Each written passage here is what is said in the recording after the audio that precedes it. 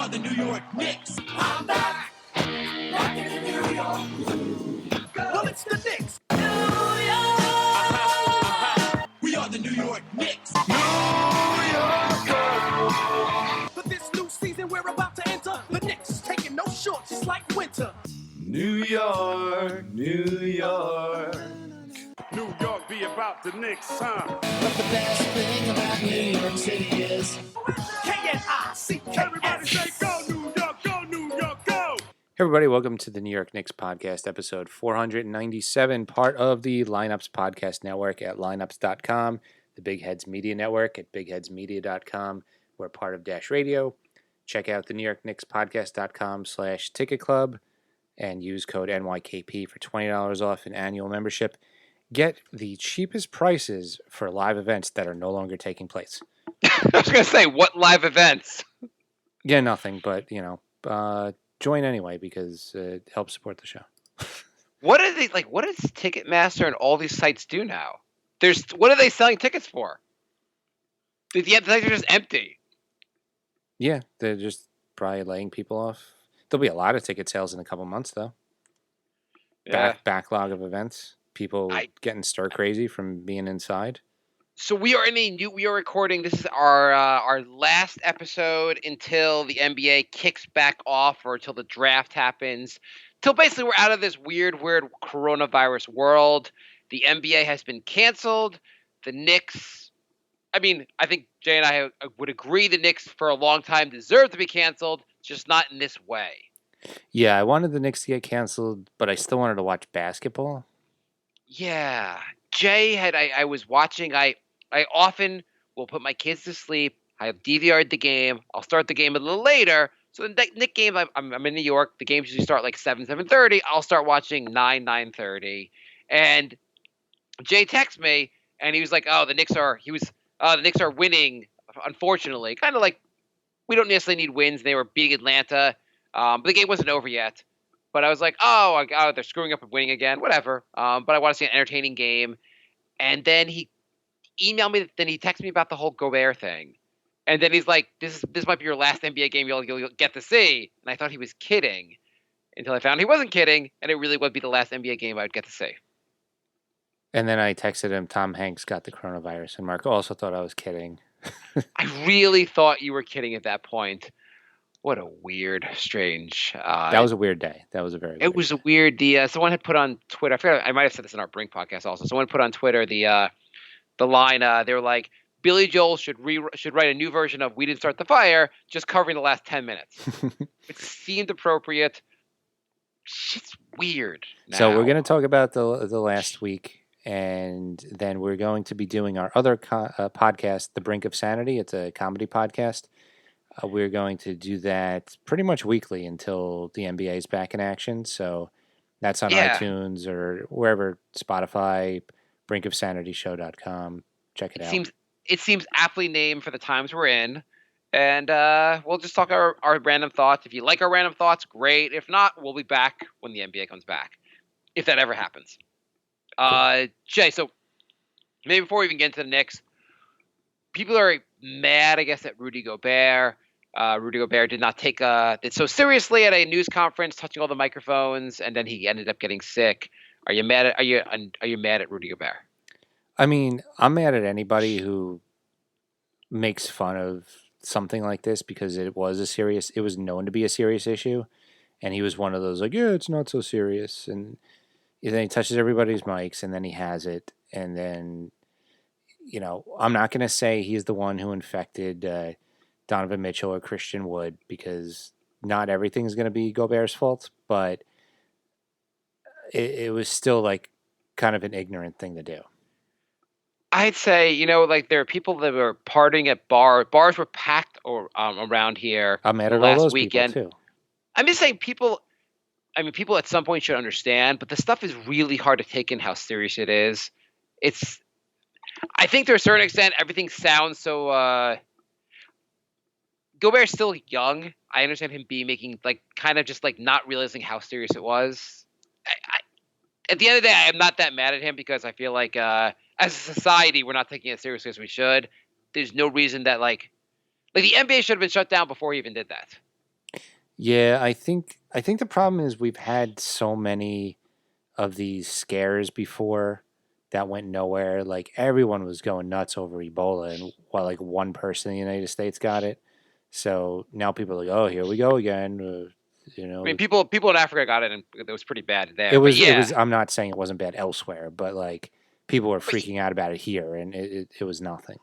and you're right. We had other things like SARS happen, the swine flu, and nothing was. At least in the U.S., it was not so bad. Yeah, I would say like Gobert's punishment was actually getting like he was stupid. He got the coronavirus. I'm sure I've heard he's, or at least on the update is he's doing better. But I'm sure it was kind of rough and shitty for him. As far as any punishment you'd wish upon him, I think he got his own punishment. There you go. And Not only that, he's been made public enemy #1 for yeah. people should not be so mad at him. Like it was going to be someone was going to be an idiot basically about it. I think people like in this kind of situation, you want to get mad at people, get mad at our leaders. Don't get mad at like people who just like do stupid things at the time because everyone else is not taking it so seriously. Yeah.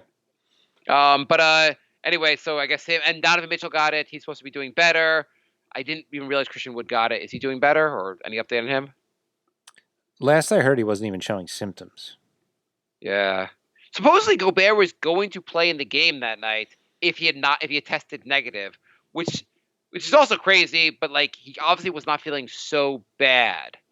Well, with this virus, you can not have symptoms but have it, which is the scarier part to me. Yeah, because then you could just be infecting other people and not even know you have it. They say people who are asymptomatic might be spreading it. Let's not do too much coronavirus. Let's just talk about more of the sport. Coronavirus is horrible. What we're going through is strange times. We'll talk maybe more on the Brink Show about this, but on this show, let's just kind of talk about the sports end of it more than anything. Sure. So the Knicks played, 2 games since our last episode? Well, let me ask you before you want to talk about the Knicks, how do you think, do you think, is the season going to happen anymore? Like are the Knicks going to play out these games? I'm thinking they won't. Yeah. I feel like when it comes back, if anything, it will go right to the playoffs. So that means the Knicks move down 2 spots in the draft on the last day of the season. Yeah, that win, not so helpful as the Knicks have. Knicks have had a lot of wins that are not so helpful to their future. You know that an All-Star is going to get drafted right before the Knicks now. Right. The Knicks also can fall to like 8th or 9th, depending on who jumps them. That's the thing. People are saying your odds of getting the #1 pick are not that good anymore, so it doesn't really matter if you tank or not, which is true as far as the #1 pick, but the worse record you have, the less you can fall. So it's interesting also because if you look at one of the ways you evaluate players by watching the games they play, but a lot goes into the March Madness tournament. You watch them in the tournament against elite talent, and that really influences the draft stock of a lot of these players, and that is not going to be an NCAA draft. I mean, sorry, it's not going to be a March Madness. So you're kind of just going over what the players have done thus far. It makes the draft's not supposed to be that strong to begin with, and it's going to make it really tough to like discern who should.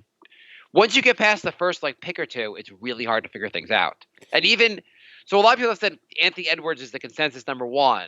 Though actually, there's a mock draft on Tankathon that has James Weissman going before him. Neither one of those guys seem like the most. Anthony Edwards is supposed to be a very intriguing prospect. His shooting numbers from college are pretty atrocious this year, and he's supposed to be one of the best prospects in the draft. Weissman's been injured for, I guess, most of the year. And I don't know how good. The Knicks aren't going to draft a center. There's a bunch of point guards. My bigger point here is there are a bunch of point guards out there the Knicks should draft, and I don't know how much. If the Knicks had the 3rd pick or the 5th pick, I don't know if necessarily they're getting the better player at the 3rd pick. It's going to be an interesting draft. I don't remember who it was, but I saw an interview with a college player who said he was 7 points away from breaking the school's all-time scoring record. Oh. But I think I think something like pick 2 through 9 are so close that any of them can go anywhere in the draft. Right now, if we ended up picking 6th, Tankathon has us taking Tyrese Halliburton. A lot of people like him. He's a solid point guard. I want him to take a point guard, I guess, where I'm going with this. And LaMelo, they have LaMelo going higher, But the fact that LaMelo's shooting numbers are so atrocious make me just. I don't know if I want to Knicks draft another guy that can't shoot. Yeah, I'd be really wary about getting somebody like LaMelo. Yeah, and they say he's got great court vision. I don't know. Halliburton can actually freaking shoot in the college. I mean, that's something. The problem is with all the rest of the Knicks roster, do you really want to draft somebody who can't shoot when you have Barrett and Ntilikina and all these other guys who can't shoot? Yeah, you don't really build a team in the NBA today with no one that can shoot. It seems like a shooter league more than anything. Even one person. Like, you need 4 guys that can shoot at least now. Ideally, you have 4 shooters on the floor at all time because it's like a 3-point contest with every game. I mean, some teams are putting 5 shooters on the floor now. And the Knicks are just not doing those things. Yeah, like they're putting all these shooters. The Knicks are like, we got 1 or 2 on the whole roster. Yeah, it's weird.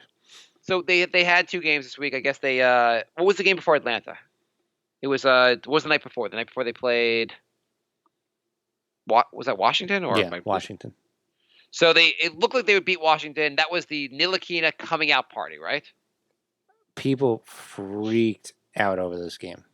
Holy crap! The thing with Ntilikina, what makes it so weird with Ntilikina is, I think all Knicks fans, there's no Ntilikina haters as much as we're all like, oh, he could be decent. I don't know. He's like I don't know how good he'll be. It's just that when you hear everyone being like, there's a small vocal minority of the fans who are like, he's the greatest player to ever.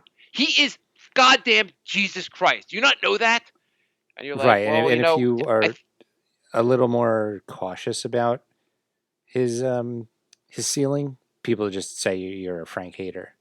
Right. And also when people go, like when you're watching a guy on the court not do that much, night in and night out, and people are like, he's so goddamn good. You're like, Are you sure he's so goddamn good?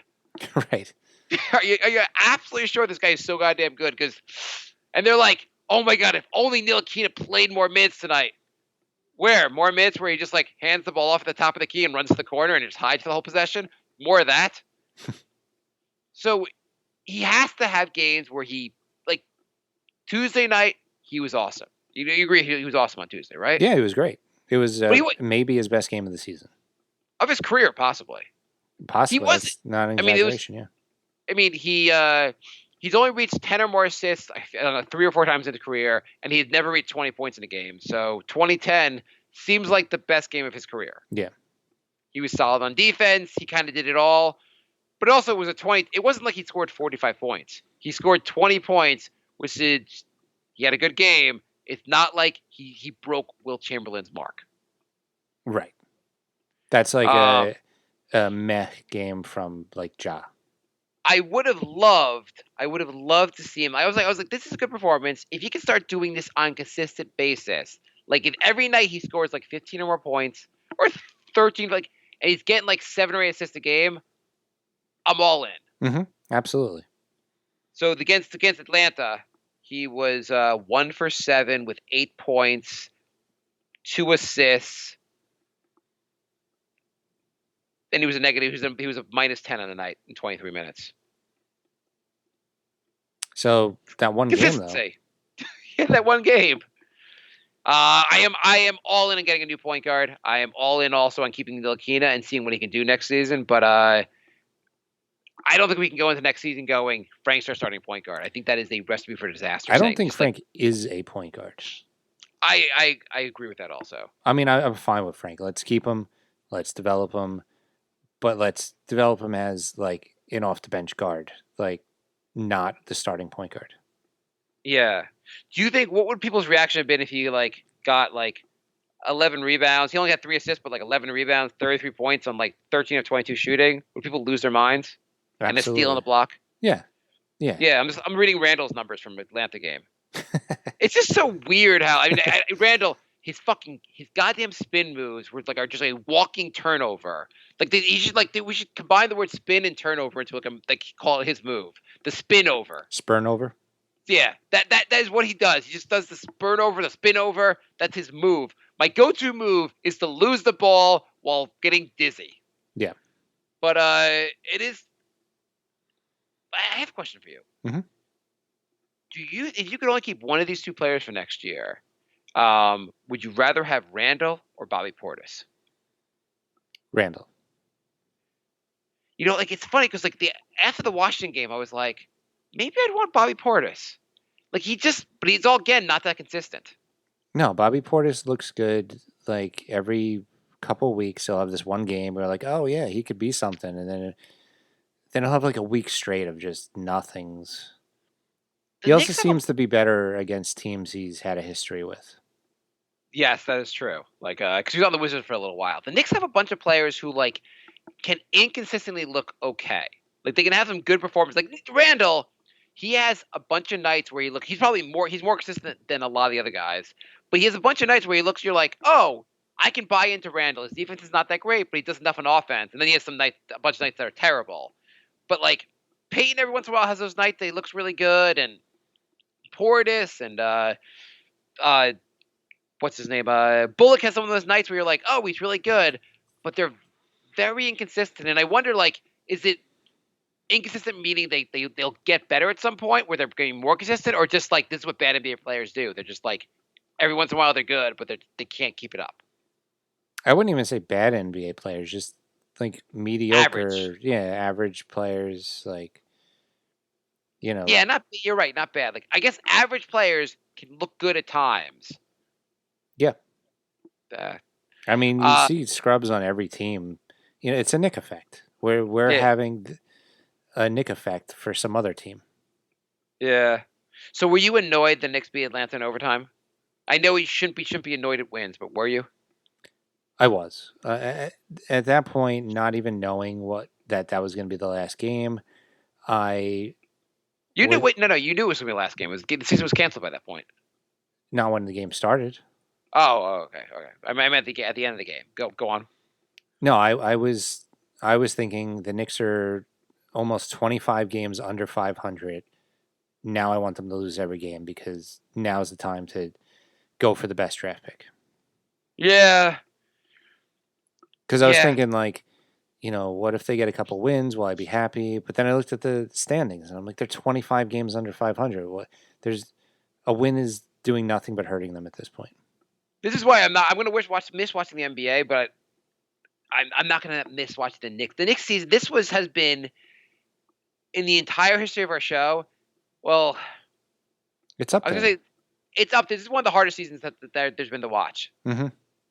I guess the last season, the 17-win season, like you had young guys playing, and you knew you were going to get a high draft pick, so that, and you had hopes for KD. That wasn't as hard.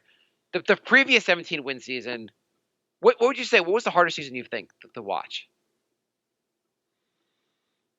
I feel like this season because there wasn't much to focus on as far as like development. You're like, okay, none of the young guys except Barrett are really getting a chance to play. You have a bunch of not older, but older than the rookie guys. Like quote vets, basically guys who have been in the league for a few years that we don't have the promise. Right. Well, not only that, they're all on placeholder contracts. None of them are going to be around in a year or two. And so, like, what's the point? Like, if we're not developing the young guys and the other guys aren't going to be here and we suck, there's nothing. There's nothing there. It's just wasting time. I guess that last 17-win season, you knew the Knicks were going to get a high draft pick, and there was the hopes of like Phil Jackson will turn this around once he does that. The thing is, if you saw Knox making huge strides, or Ntilikina you're like, okay, we got our guard of the future. None of that was happening. So it's like, what are we doing? If Ntilikina did the 2010 night, something similar to that, like 10 times this year, you'd be like, oh, he's not doing it every night, but he's having a bunch of really good performances. As opposed to, there's nothing that exciting about it. And I guess Knox recently has his defense has looked a little better, but he's still not a good defensive player. Yeah, but it's nothing that's like, it's so incremental that it's like, it's nothing where I'm like, this is solved. Or, this is a problem I don't have anymore. It's just, it's like really just minuscule, like reach. It's a reach, really. Yeah, I think Miller had said that like Knox has been looking better, like been doing like, but all the things he's saying he's looking better. He's looking. It's really incremental. It's very hard to tell. Like he does a little. He has a. It's like basically you're like he's climbing Everest, but you can still see him from the bottom. Right. He's definitely going up, but like he's not that far up. Yeah, it's if you hold a microscope up, yeah, there's definitely a change there, but at that rate, like what's Yeah, I mean, and it's also crazy. Like the if you look at the Atlanta game, who I hope don't look at the box score if you have it open. Who was the Knicks? Who had the most minutes in the team that night? let's see, it went into overtime. You don't have to guess the number of minutes. Just guess which player. Randall. No. 40 over 40 minutes for Mo Harkless. I'm going to play on your team for at most 2 months, and I am your go-to guy. That's insane to me. It's just like not a well thought out franchise. And I understand Miller's like coaching for his future because he assumes he's gone. It's just bizarre world. Yeah. Yeah. So I thought it'd be fun. It's the end of the season. I thought it'd be fun to look at the stats and you can guess where the Knicks are. Okay. So this is team stats, 30 teams in the league, and you're gonna guess where the Knicks are ranked in each stat. We'll just pick some categories I think are telling. So points per game. So I'm going to tell you, you know who's number 1 points per game? Points per game on the Knicks? No. Points per game in the league. Like team, just the team, number of team, like team. This is all team category. Oh, Rockets. Rockets are second. They're second to the Bucks. Bucks Okay. have scored 118.6 points a game.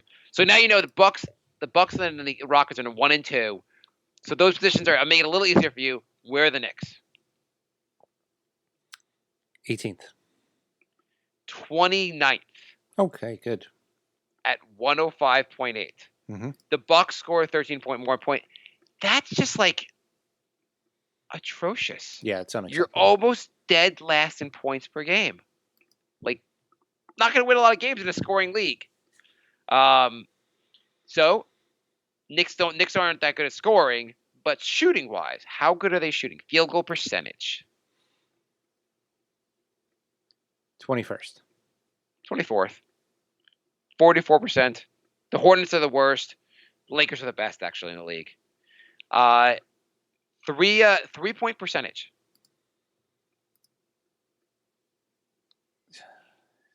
It's a shooter league. I know. I'm going to say this one's surprising. I'm going to say like 14. 27. Can't goddamn shoot from 3. I thought it was going to be some weird stat where they shoot good, but they just don't take any. You know the best thing is? So the Knicks are shooting 33% from 3, which is 28th in the league, or 27th in the league. If I asked you how many guys in the Knicks shoot 33% or above, I bet you would say like 1 or 2 guys. Like most guys I would just assume are below that. I'm surprised the percentage is even that high. Yeah, that's true. That's a good point. Bullock and Ellington are like, even Ellington's having a bad season, so I don't even know. 3-pointers attempted. That's 30th. 29th. They're ahead of the Pacers. So at least the Knicks know they can't shoot 3s, so they're just not taking them. Yeah. Free throw percentage. 30th. Yeah. Dead last by a few percent also. They are, by the way, the Lakers are 28th in that. But I guess they also have. And free throw attempts? 26th.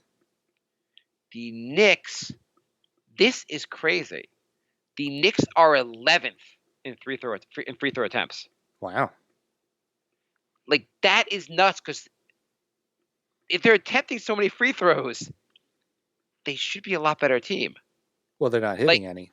No, of course they're not hitting it. But like, so they're right now they're making 16 of 23.5. Well, I guess that makes sense because they're not shooting 3, so they're driving.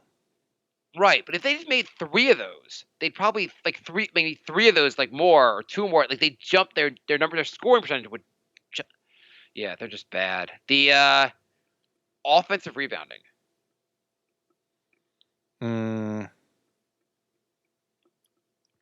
15. Number 1 in the NBA. they're the best offensive rebounding team in the league. Thank you, Mitch. It also means that category should not matter going forward. Right. And probably the reason they're so good at offensive rebounding because they don't hit any shots. Yeah. There are a lot of rebounds available. Defensive rebounding, they're the best offensive rebounding team in the league. Where are they on defensive rebounding? 16. 17, actually. I think that says a lot also. Like they're really good offensive rebounding. They're not that great at defensive rebounding. Okay, distribution, assists. Assists, 24. 27. I mean, we really don't have a point guard. Mm-hmm. You know who's 29th? The Rockets. They really go ISO. Well, yeah, that's just hard. Everyone watches Harden all game. Turnovers. So this is like the this will be the lowest is like the number one. So. Yeah. 23. 11. They don't really turn the ball over that much. They're actually pretty good at protecting the ball. Steals. And that's with Randall getting like 4 a game. Yeah. Steals. 19. 15. Blocks with Mitch. Right. Where he's the only one that gets blocks. So, Only one. like Randall doesn't get any. I know he's on my fantasy team. I'm going to say 25. 18. Okay. You know the Lakers are averaging almost 7 blocks a game. That's really good. Yeah. Well, I mean, they got Dwight and Anthony Davis. Yeah, no, they got players. It's just like that's like a pretty darn good defense. Yeah. And plus minus. Not this is that telling. 28. Yeah, 26. So what did we learn here, Jay? That we were able to fill up 15 minutes of an episode. Well, I mean, from this, like, my biggest takeaway from this is like, get guys that can shoot. Yeah. That's the issue. That's of all the things, everything else, and I obviously don't have defense on here and all, but like, the Knicks are just such a bad shooting team. They don't shoot enough threes. They can't make the threes. Offensive rebounding is great, but it's probably a warped statistic because they can't shoot. Mm-hmm. Everything else they're really bad at. That's awesome. That's awesome. How do we fix the team, Jay? I think we've said it before. You need to have a mass sale, get a bunch of assets, get as many as you can, and then focus everything you can into research and draft some good players. Yeah. I guess as far as the draft, the number one pick should be a point guard. And then you have the Knicks have the Clipper pick, and they at least have 1 second round pick, right? Yeah. So the late first round pick, the Clipper pick, and the second round pick should be guys that could shoot. Every pick should be guys that could shoot. Well, I mean, you can go with a point guard who's, I mean, obviously guys. I guess it's an obvious point, but the Knicks have missed it all this time. Yeah. You got to go all in on shooters. You got to like. I know the whole idea, like, just because everyone's shooting a lot of threes, the Knicks can go against the grain. It's not been working out for us, so. What else? Jay put together something I thought was really interesting. Would be a lot more fun if the season was still going on. But we were talking about the Knicks' ability to draft. And Jay was talking about how, like, he could put together an all-star roster of guys that just weren't drafted who'd be better than the Knicks. You remember this, Jay? I do, yeah. Do you have that? Any chance you have it up? I have it up. I don't. So Jay put together, these are guys that were undrafted. Like, it's important. Draft position is important. Like getting really good guys. But these are guys that just were available and were developed by other teams. Do you think these guys could beat the Knicks? This is an entire team of undrafted players. Yes. And you can't even count who's our undrafted guy that we don't play? Trier? Trier, yeah. You can't even count Trier because he's on the Knicks. So, and everyone also, when the Knicks got Trier and last year how he was playing, they were like, the Knicks are amazing at finding undrafted players. They're not. No. So, point guard, Fred VanVleet. I guess our starting Knicks, point guard is fun fact: the Knicks took two of Van Fleet's college teammates. just not him. Right. So he is right now. How good is he? We as Knicks fans would probably be fine if he was given a max offer by the team. Yeah, I mean, he'd be the best point guard the Knicks have had in a long time. Who are his college teammates? Ron Baker and was it Clee Anthony Early? Holy crap! We scouted and we thought those guys were the better players. Mhm. Shooting guard Joe Ingles,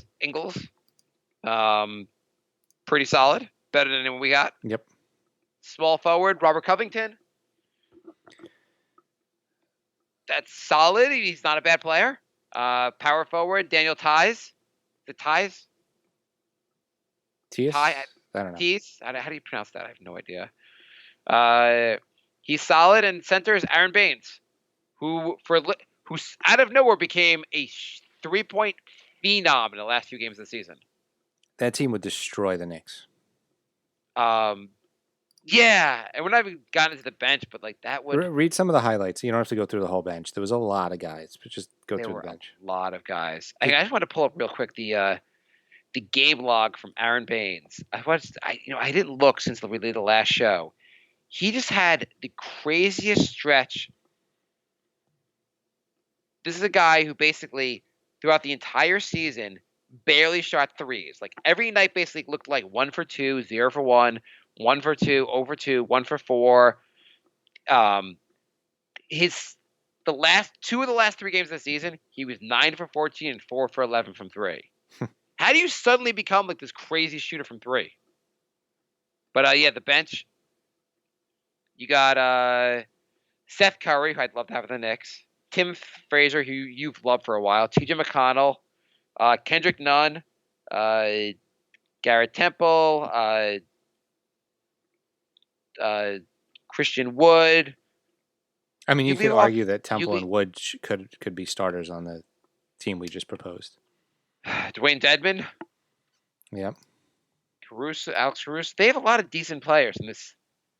It's amazing how many guys basically. And then Jay put together a list of the undrafted players. The Knicks are really good at getting undrafted players. Here is the list of the undrafted players the Knicks have brought on the roster in the last decade: Timothy Moskoff, Midis Kuzminskis, Torrey Murray, Henry Sims, Chris Smith, that's JR's brother, Langston Galloway, who's by far the best of this whole trio, of this whole list. Yep.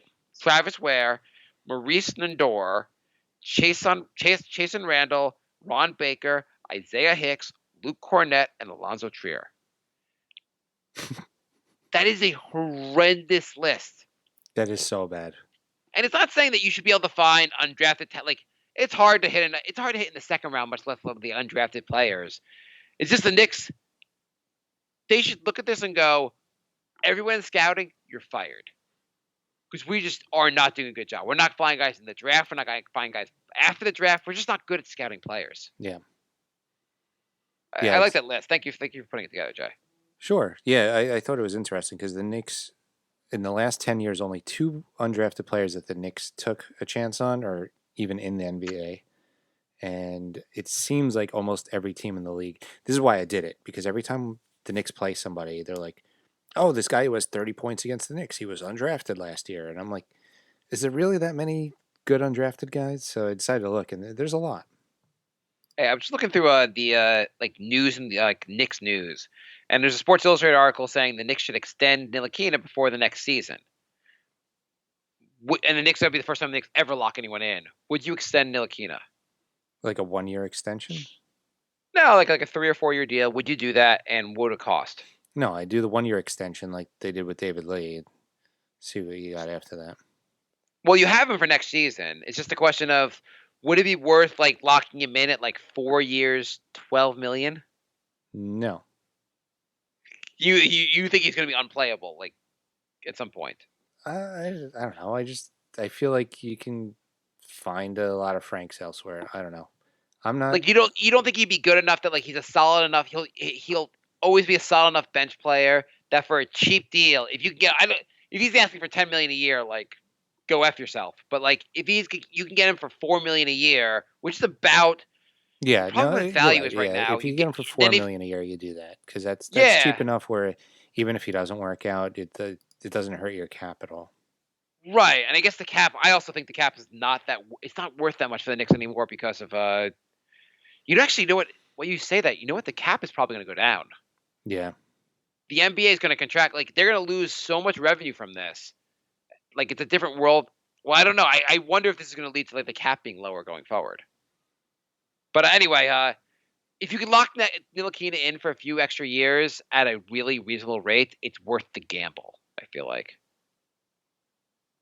I mean, Like to a certain extent, I wouldn't go higher than like I don't know 5 a year. yeah, I mean that sounds fine. If you get him and then he ends up actually being good, which who knows if he actually will be. It's a weird team. This is a Yeah. weird team. They even talking about extending him, but what are your thoughts for the season, Jay? The season being over. Yeah, it's probably over. It was a very disappointing season. There's not a lot to look forward to.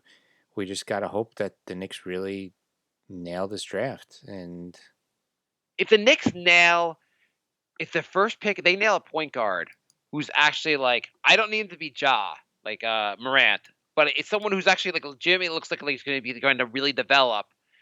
That would make this team a lot better. Good yeah, point guard play would make a huge difference. And then maybe if you drafted like someone else who looks like even a solid bench player in the late first round pick, you got to find some guys. The Knicks really need to look around the league and try to see if they can get like some diamonds in the rough, find like another Jeremy Lin. I don't know. Any guys you'd be targeting in the offseason? Like in the far as free agency? I don't have the list in front of me. Um, I wouldn't do a max for a guy who's like 30. Would you There's no point. so like Fred Van Vliet, would you try to like I know I said we're gonna draft the point guard, but like would you go all in to try to get him? I don't know if I'd offer max, but yeah, I go pretty high. Yeah. The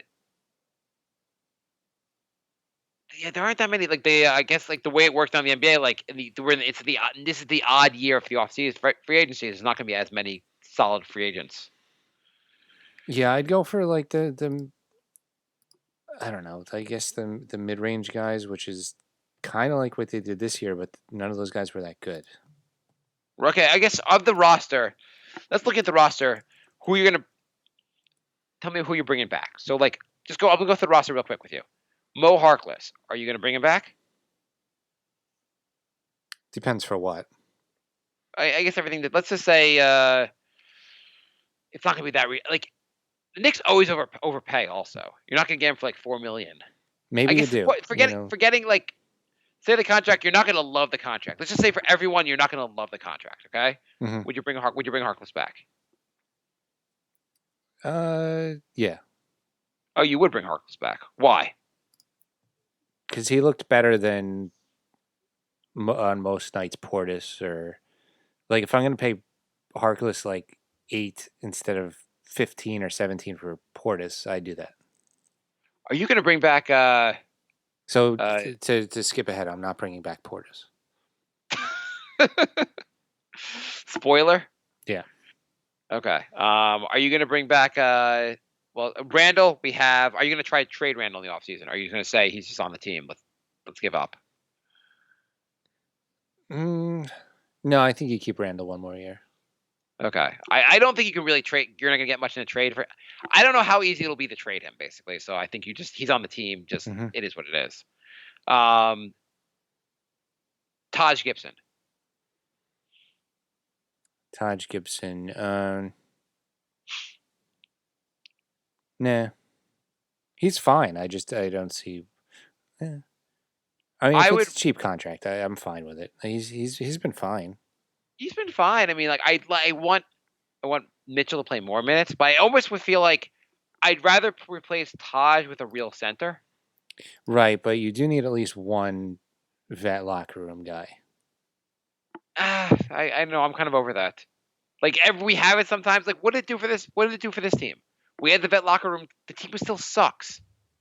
Yeah, but I feel like they were still trying, and that might not happen if you don't have a guy to rally everybody. I mean, maybe Randall's your vet locker room guy. I don't know. I like. I would like to have. I'd like to have a real center playing. Taj is fine, but a guy who's a better rebounder, who gave more, like a guy that could really complement Robinson might be make more sense. Mhm.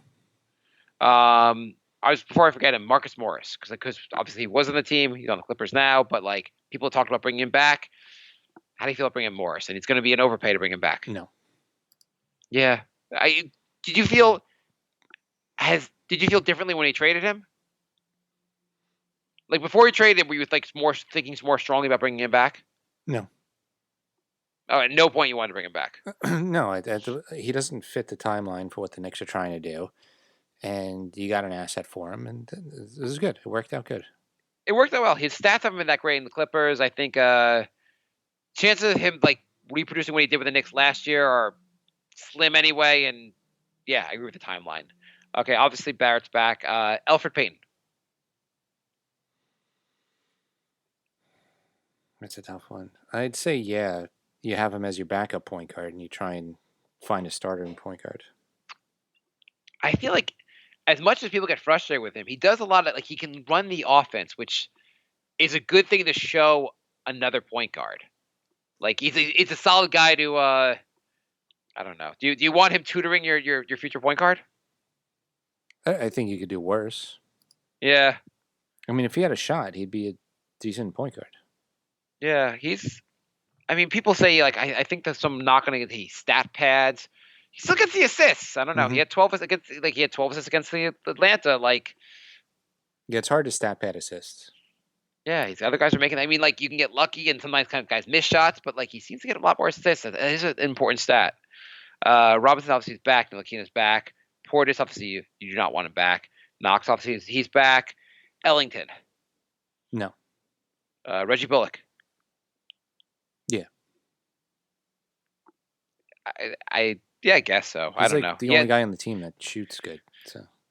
Yeah. Dotson. Is this his last year, or is he back next year? I'm not sure. But let's say Dotson's not back. Let's say you have to re-sign him. Do you re-sign Dotson? Yeah, bring him back and actually play him. I mean, they're not playing him now, or they weren't playing him now. Maybe you move on from him then. Whatever the Knicks are, either the Knicks just are completely incompetent, that's why they're not playing him, or they're just not seeing enough to be convinced by him. I bet if he's a free agent, I bet the Knicks don't bring him back. I mean, but they're playing Smith over him, and Smith is clearly not playing as well as him. They're playing Dennis Smith over him? Yeah. Over Dot, but they play different positions, Scott. I don't know. I don't know. They're playing Ellington over him. They're playing Right. I don't know. I don't know what the hell they're doing. Dennis Smith is the last one that's worth mentioning. No. So I pulled up the. Oh, and Trier. Do you bring back Trier? Trier. Nah. I feel like Trier's he's talented enough that the Knicks should have been able to do more with him. I almost would bring him back, but I feel bad for him coming back. Yeah.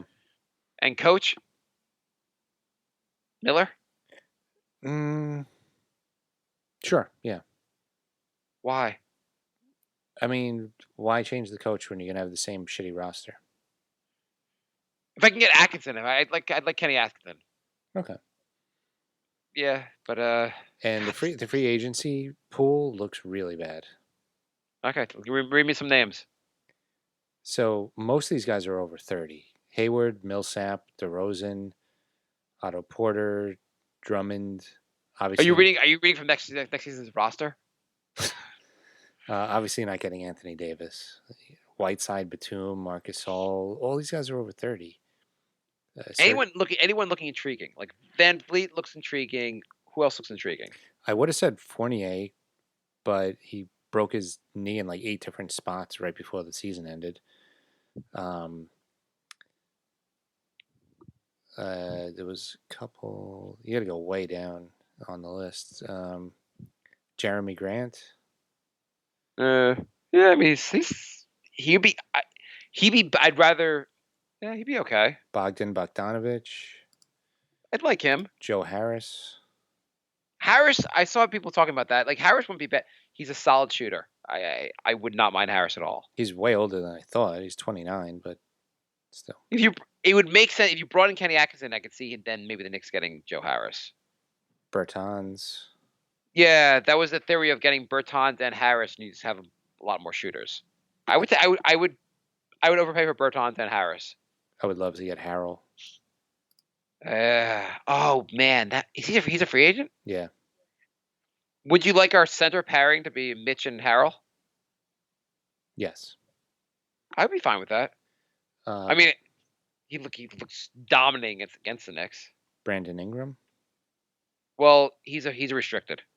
So the Knicks, by all means, give him a max offer, but the Pelicans will give him a max offer. They'll match it. So. Would you? No. Would you give Ingram a max? Yeah. Yeah. I think De'Aaron Fox is restricted. I think. Yeah, but again, like you max it, Sacramento has to match. Yeah. That's pretty much it. Yeah. You got to find some diamonds. You got to find some guys who are just not. I don't know. This team is tough. Anyway, so nyknickspodcast@gmail.com or nyknickspodcast on Twitter and Spotify, Instagram, Patreon. We're going to take some time off because there's literally nothing to talk about. If the season comes back, we'll be right back. And if not, we'll do a pre-draft episode. Yeah, we got maybe if the playoffs happen, but the Knicks season doesn't come back, maybe we'll do a little playoff episode. But we're pretty much, if the Knicks aren't going to play, we're pretty much done till the draft. Right.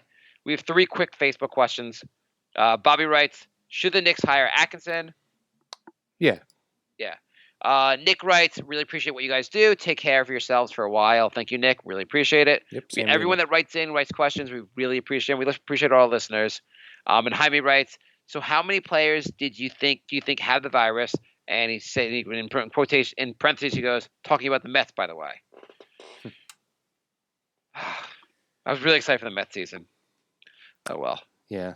I mean, it looks like the NBA tested pretty much everybody, and it's only 3, which is good.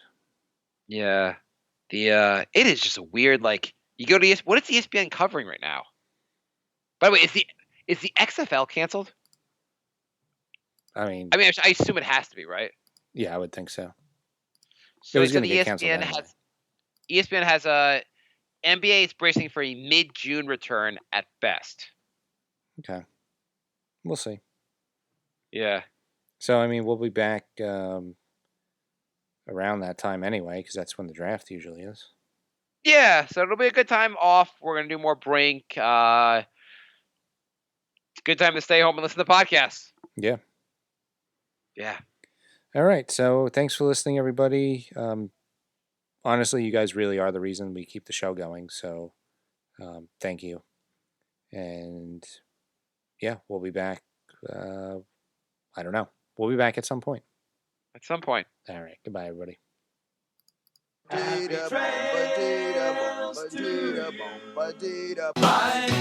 love. Goodbye, everybody. Goodbye. It's all over. Goodbye. It's time to go.